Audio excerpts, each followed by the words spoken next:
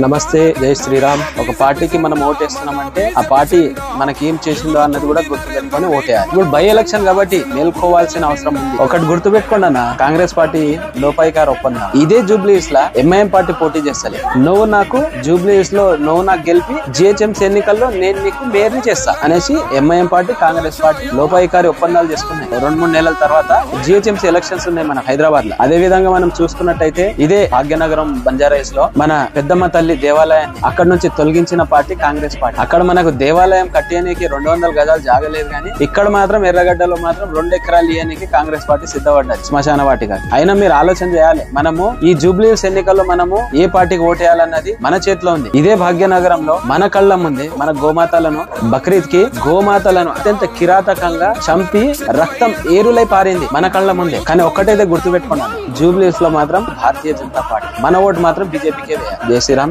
Bharat Mata key Jai.